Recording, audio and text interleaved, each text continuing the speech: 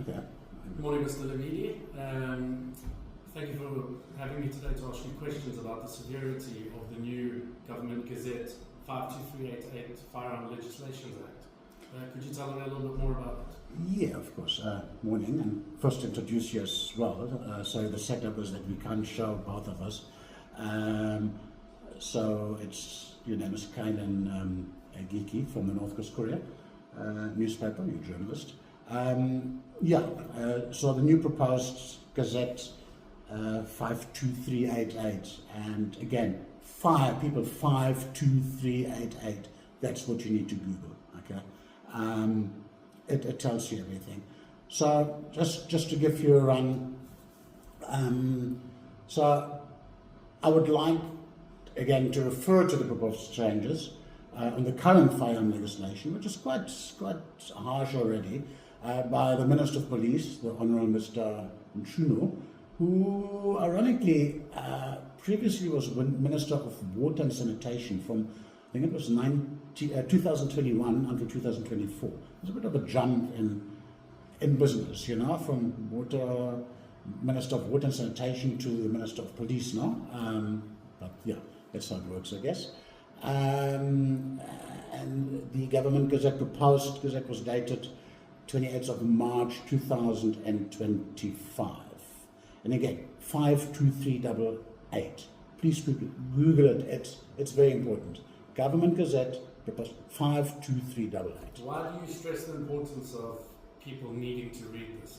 Because nobody will believe me if I tell you what it entitles. Okay? And even if I tell you now, people say, nah, Frank is talking absolute nonsense. Okay? You need to see it for yourself. And also, it is so ridiculous that I might miss 1 or 2 points. All right? I mean, it was on Carte Blanche last Sunday, and we had a few speakers there, Martin Hood, who was attorney, but for me it was played down. Okay? So it was really played down. The only person who said it how it is was Major General Boysons. He said, like, exactly how it is. I think he used the word absolute rubbish, ridiculous, etc., etc. I mean, whoever wants to know, go on Carte Blanche and, on whatever, playback, whatever it's called, and watch it. It was last Sunday, but it was definitely underplayed. Okay, the severity wasn't made clear, so that's why I wanted people which go on and do their own homework and see what it entitles. Just how severe is it? It is severe. It affects everyone. It affects, at the end, it affects the whole of South Africa. So let us start by the proposed changes on the current firearm law, which includes the ban of the following non-lethal weapons. Now, these are non-lethal weapons. So people get an understanding how big this thing really is and what it does to the security industry and the private citizen and the country itself. Okay, so we're only talking about now the ban of non-legal weapons. And I'm sorry, I might miss 1 or 2, okay? I had a busy week, I wasn't really prepped for this 100%. Rubber bullets, banned. Water cannons, banned. Tasers, banned. Tasers, if you're a girl, you go out, taser self-protection, banned. Handcuffs, banned. You need a license to have handcuffs. I don't know if you can use cable ties, because we use cable ties as handcuffs as well, but that might be banned as well. So that means hardware stores are not allowed to sell cable ties anymore, because we use cable ties as handcuffs, and there are cable ties handcuffs. They are just a bit thicker than your normal cable ties. So, you see where I'm going. Tear gas is banned. In addition to the above, we have proposed restriction on carrying firearms at the following places. And again, I might miss 1 or 2, and forgive me about it. That's why I say just Google 52388 Government Gazette. Taxi ranks, stadiums, schools, malls, shopping centres, etc., etc. The thing is, we don't even carry firearms at shopping centres. Okay, we have the inner perimeter, which are your security officers, and then we have the outer perimeter, which are your technical teams, armed reaction. We don't carry firearms inside shopping centres. So let's be clear, those tactical teams, they don't guard the malls inside. They're outside, they're back up. They arrive, if there's a call and say, whoa, a jewelry shop is getting robbed, then they get called in. They're not running around inside. Have you seen any armed officers running around inside shopping centres armed? No. What you see is the CRT, the cash and transit guys. And they need to be armed because this is presently the most dangerous job I think you can have in South Africa. In Durban alone, I think I saw we had, in the last 8 weeks, we had blatantly, I think it was 3 CRT, cash and transit heists, in the middle of Durban, in the middle of wherever it was. And people took photos and videoed it, and nothing was done about it. These guys carry semi-automatic rifles, you know. So if you take the weapons away, they cannot protect themselves or the public? Not at all, you know. And the proposal is that CRT guys cannot carry semi-automatic rifles. It is ridiculous. It's absolutely ridiculous. And so we carry on. There are other places, but as I say, I might miss one or two, must have missed one or two. That's why I say go and virtually Google it yourself, and then you get an insight. This whole thing is about 480, 500 pages long, and the first 400 pages forget. And at the end, funny enough, it comes to the security industry. You know. And the private security sector plays a critical role in maintaining safety order within both the private and the public sector. And the new proposed regulations impose significant restrictions and operational burdens on security companies, which we believe are both impractical, detrimental to the industry's ability to 1,000. We will have 800,000 security officers. So if you take them away, because presently SEPS is understaffed, overworked. So what will happen if by some miracle this law, Gazette 52388, will get passed? Will the minister employ an additional 450,000 police officers? And I can answer you that. And of course, the answer is no. Okay, no, because if he would be interested in security and safety, he would have done this, or previous police minister would have done this years ago already. Okay, so if you take, for example, and I add this on quickly, because I was interviewed once by the Beeld newspaper many years ago. Cop shops protected by private security companies. So you always had your entry-level officers, and they used to protect your police station. Now you have private security companies protecting the police station for a much higher amount of money. And it's all buddy backhands. Let me tell you that. And I don't keep my mouth shut regarding that. No, it should be your entry-level constable, okay, who protects the police station. All right? And therefore you carry on and you roll it over. And then the constable becomes a sergeant, goes into charge office, wherever. And then you get new entries, and they protect the police station. That used to be done for many years, and it worked. So you have more officers, and it's cheaper at the end, and you have more police personnel. But yeah, never mind. My key concerns with this proposed new legislations are, number one, operational impact. The operational impact is huge. So limiting or restricting the types of firearm security personnel may use and severely compromises our ability to effectively, respond to armed threats, especially in high-risk environments. Yes, you know, so CRT, yeah. They're not going to have a handgun if you've got a handgun. They're going to have a semi-automatic. They come with a semi-automatic rifle, and there's nothing you can do with a handgun. You know, that is ridiculous in itself. Second point is increased in costs, compliance costs. The new requirements impose excessive administrative and financial burden on licensed security companies. It's just a nightmare. And many of which already operate under strict compliance frameworks. And I come to that a bit later, because we are strictly regulated already as we stand right now by PCERA and by the Minister of Police. We are strictly regulated by the Firearm Office. Strictly regulated. But I'll come to that at the end a little bit.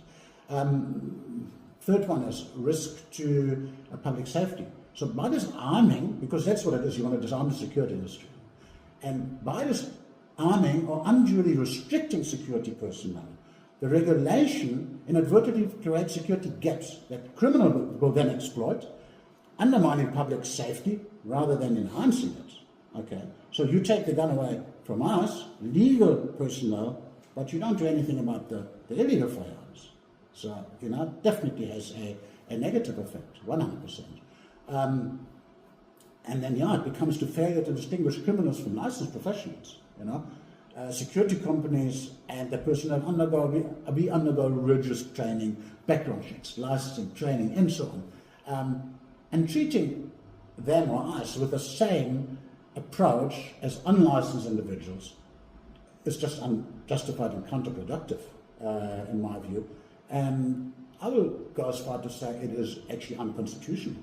Like, how can you come to me and say you can't carry a firearm, but your criminal, who you're not speaking to, he walks around with a firearm. And there's no legislation. There's no legislation. It's to illegal. keep the guns off the criminals. No, nobody's done anything about it. Not much about it, to be quite honest. Just on the security companies that leave criminals. Yes, yes. There was never ever a huge drive to virtually getting unlicensed firearms. Or let me rephrase. There was never a drive which much success, to be quite honest. Okay. Number 5 is the lack of the industry consultation. There was just no consultation. It was a dodgy thing behind the back door. So months of speaking to nothing. Now they're coming and saying, once we have all the complaints, and then we will speak to you. So this just came out of the blue. It just came out of the blue. Yeah. Then we will engage with you. No. What you should do is you should first engage with the professionals, and then you should look at your proposed legislation. That's how it should work. Okay. So the regulations appear to have been drafted without any meaningful engagement with the security industry, which has first-hand knowledge of operational risk and requirements. Okay, we are the guys who are in the field every day. Same and same. Regulations that impact security operations must be balanced, evidence-based, and practical in the application. And what is proposed is the total opposite. Is impractical, and it's absolute nonsense. And we remain willing to engage constructively to help, and shape responsible, effective firearms regulations that addresses public safety concerns, etc., without crippling the security industry or the operational capabilities of licensed security service providers. But again, all these regulations and checks are already in place, and I'll list them for you now. So we fall under SAPS National Firearm Inspectorate. That's number 1. That's the big one. That's Victoria. Then we have the Provincial Firearm Inspectorate for us, Durban. These guys are doing checks. Then we have your local firearm DFO, designated firearm officer. They're doing inspections. They come every 3 months, and they're doing fire inspections on our premises. But SAITSA, who is a PSERA, who will... Well regulated. It's well regulated, yes. The government's trying to use this bill to say they're using it because you're not really... Yes. But... Yes, so what is behind? It's very sinister, So what is behind all this? For me, it's very, very sinister. Because it's virtually all... Every security company's owner can tell you this, that everything is in place. Everything is in place as we speak right now. Okay, no question about that. Okay. So again, to bring the rough into perspective, now, should we have a right, like we had in KwaZulu-Natal, we would have to apply under the new Government Gazette, 52388, we would have to apply 7 days in advance under the new law to carry, for example, rubber bullets and shotguns. How the heck do I know that there's a riot coming up in 7 days? So if this law gets passed, people, that's what you must understand. If this law gets passed, and we have riots again, this time the security industry, the private citizens, will not be able to stop any riots, will not be able to try to control riots. The private security basically, with citizens, kept Ballito from burning to the ground. Yes. So, Yes. in an alternative scenario, there would have been no protection and Ballito We would have been run over. You must also remember, we do nothing unlawful. Everything we do, I can talk not for myself, we do in conjunction with SEPS. When we do ops, like we did last, I think it was Saturday or Sunday, we did an ops, and we assist them. We assist them with many members, SEPS and Slali, and we are sort of call it the artifacts, all right? So we have semi-automatic rifles, all right? And SEPS has not, or they maybe have one. So when they do roadblocks and they encounter weapons, then what they normally use, they call weapon, okay? And then we sort of surround, okay? And we make sure the police officer is safe, all right? We're not wielding on like automatic rifles, whatever. We're behind the scenes, we're hidden, and when it comes to that, then we come in and we make sure the police officer is safe, That's what we do, and we do it on a weekly basis. We honestly do it on a weekly basis. And that already highlights how dangerous South Africa is compared to other countries. Yes, of course. There are not many other countries that have a security force that helps the police. The Correct. police are Correct. armed and they're well trained, and there's lots of them. Whereas if you take the security away now, the police are redundant and have no power, even less power than they have now, and crime would increase.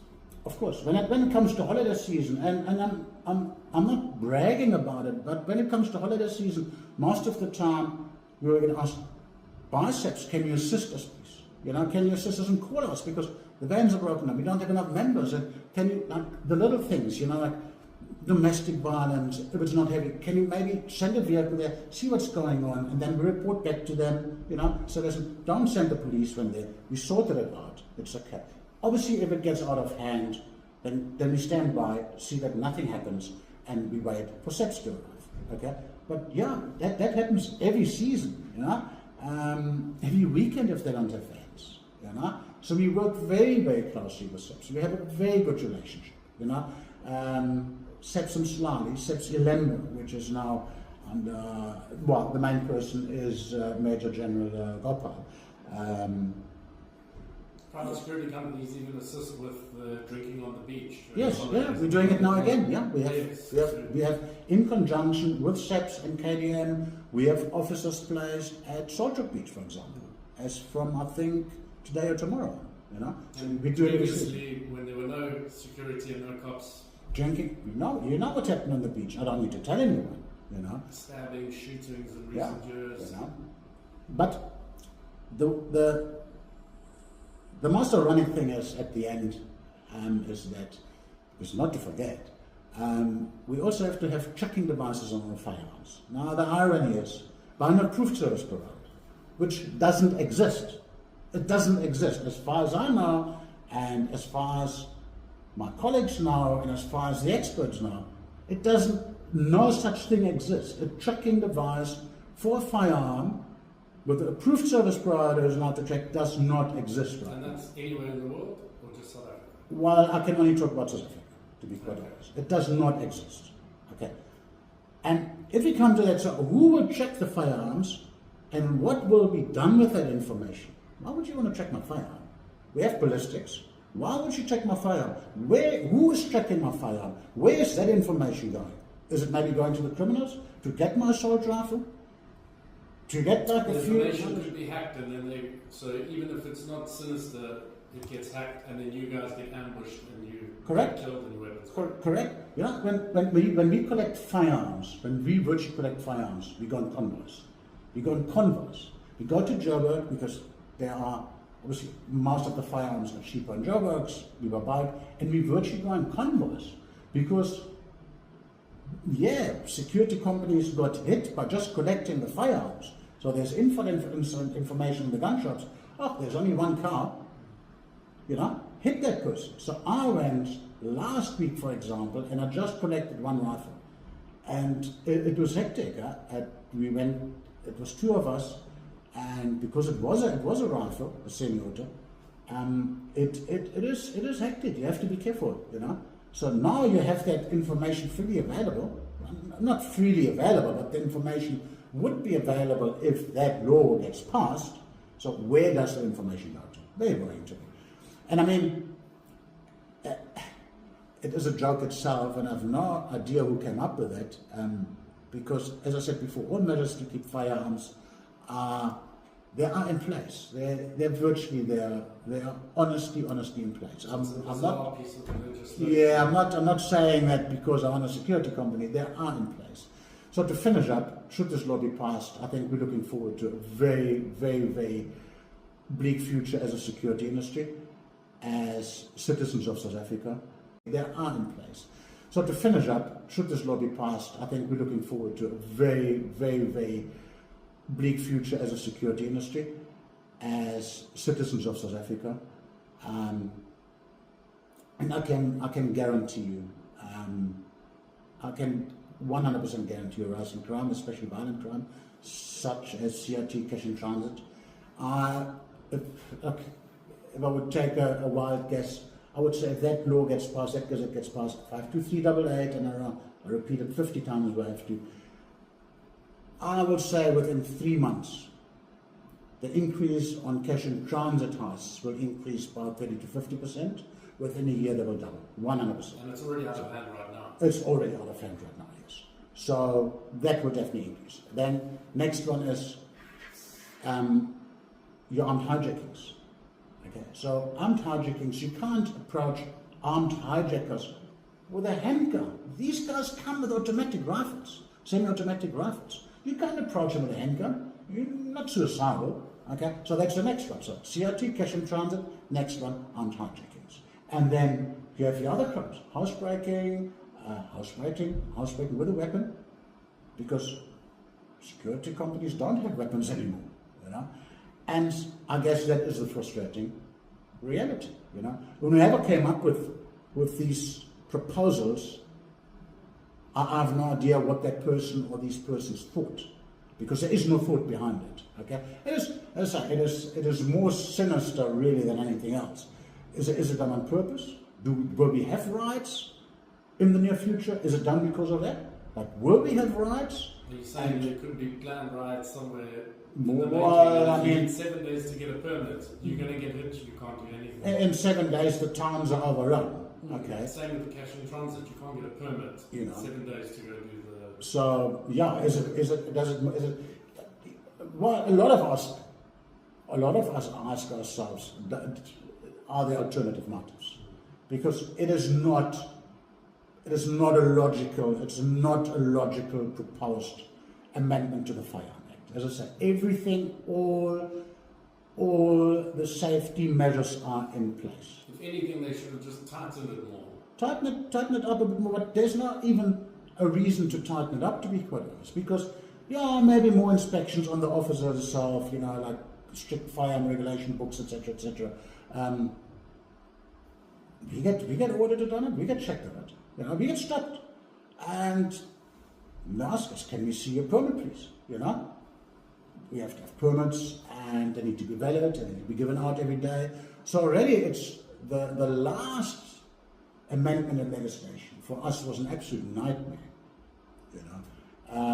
It really was. So the regulations are there, and tweak them a little bit, but don't reinvent the wheel. And I said, don't like put no big tires on, when you had 16-inch mags, don't put 22-inch mags on because for the sake of it. That is just ridiculous, and that's what they're trying to do right now. But as I said, are there sinister alternatives to try to change the law, amend the law? Because I see no other reason for that. Absolutely no other reason. And this would cost a lot of jobs, obviously, too. I guess half of the security companies were closed down. Yeah. And it wouldn't be a very nice job to do without protection of assault weapons. Yeah, job losses will go into the 200,000-300,000, I guess. It's in a month.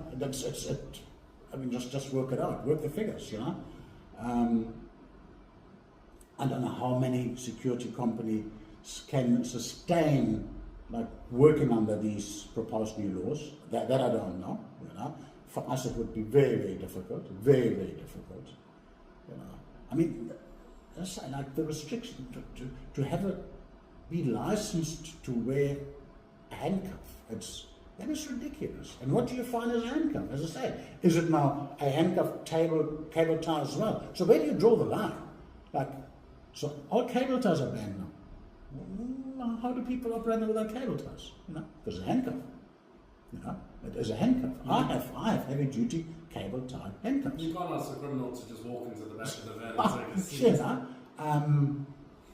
So I don't know where they're going with it. I think deadline is 25th of, last comments can be given in on the 25th of this month, I think. Is it in March? Huh? Yeah, March. 25th of March, so we only have, 8 days left. 8 days. No, we don't March, April, May. We're May. Are we not in May? We're in April. 25th March, April. Is this when you have to submit all your I think, yeah. Then it must be the 25th of,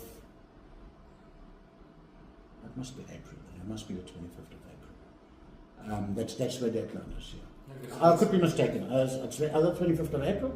That must be April because it is students, so it will be 8 days. And we individually have, I don't like to sign a petition because then you only get one page. So what I encourage my staff members, my friends, my associates to do is send an email, send one mail. So you get bombarded with thousands, 10,000s, 100,000 of mails, which you cannot ignore. You can easily ignore one page. One page you can easily, one page, 1,000 signatures, put it aside, it is just one page. But now you end up with like 10,000 pages. You can't just shred them and throw them away. You have to do something with them, Very difficult to hide 10,000 pages underneath the desk as well. And who That's do you write virtually these emails to? The police? It is the police, I think, yes, yeah. There is a link which I will put on the on this podcast. There is a direct link where you virtually, it's very easy.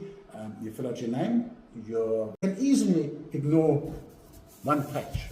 One page you can easily, one page, 1,000 signatures, put it aside, it is just one page. But now you end up with like 10,000 pages. You can't just shred them and throw them away. You have to do something with them, Very difficult to hide 10,000 pages underneath the desk as well. And who That's do you virtually. write these emails to? The police? It is the police, I think, yes, yeah. There is a link which I will put on the on this podcast.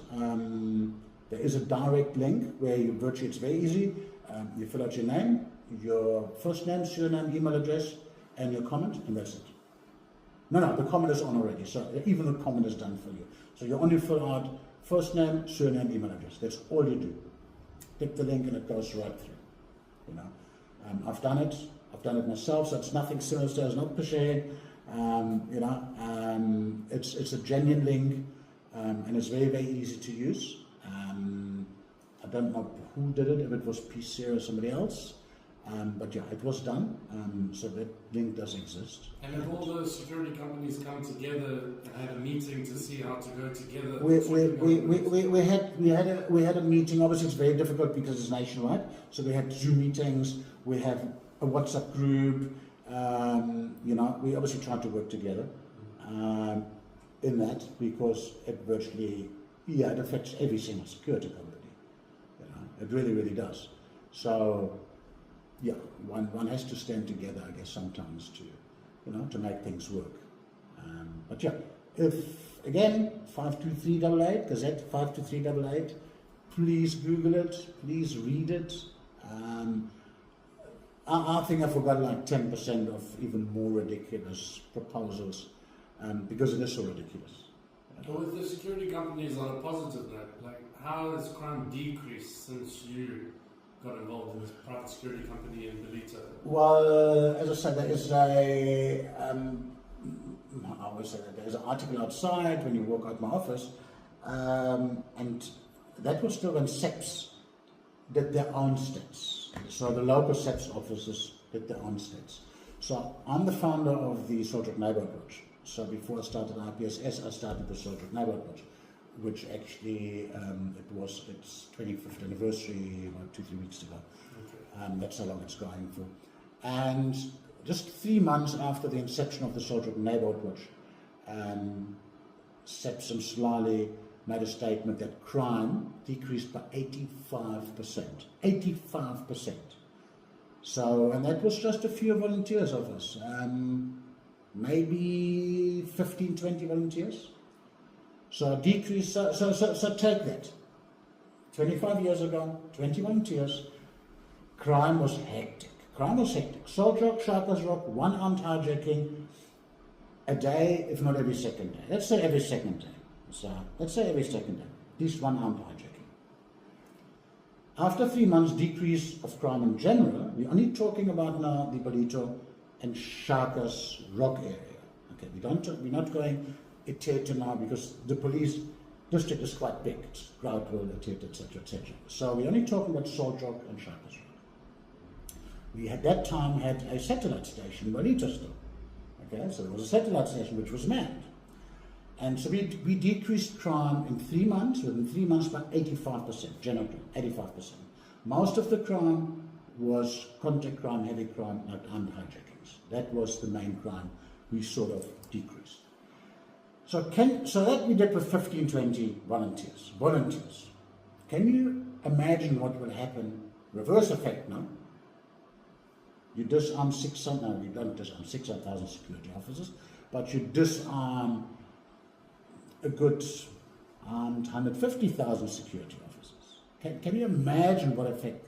Just work it backwards now. You know, like crime will increase by 85% in 3 months. You know, like it's just like, that's what I say. Who came up with that idea? I have no idea. You know, I have no idea. And yeah, the Honourable Police Minister Mchungu, who was Minister for Sanitation and Water Affairs, I think it was. How he got to become police minister, I have no idea. You know, it's like me from becoming a mechanic, starting a job as a baker now. It's the same thing. Like, you know, you should have some kind of experience in what you do. Not running anyone down. It is questionable. You know, it is questionable. But then I guess a lot of things are questionable in our government. You know, and it is questioned every day by the GNU now, you know, by the united government in inverted commas. I mean, a lot of questions are asked, you know, a lot of questions are raised. So yeah, that's where we stand. So if it gets passed, we're looking at a very, very bleak future for all South Africans, yes, 100%. Not only us as a security industry, but for us as South Africans. Black, white, Indian, there is no difference in race, there is no difference in color. We're all affected by that, you know, all of us. And at the end, it normally hits the poorest of the poor, you know, unfortunately. Yeah. Okay. Thank you, Mr. Levidi. Thank you very much. It's a very scary prospect. It is, yes. Yeah. You will post the Government Gazette link. Yeah, I will do that, yeah. So yeah, I will add that in, yeah. And you urge everyone to go and sign. And yes, well, the comment is there, you know, we're against it. First name, surname, email address, it's all what it is, and it goes through, you know. And that's the easiest way I can explain it, and I can do it. You know, it's just a link, and that's it. So, yeah, thank you very much for asking me a few questions, yeah. Having me here in my office. Yeah, thank you very much. Thank you. And yeah, that's it, I guess.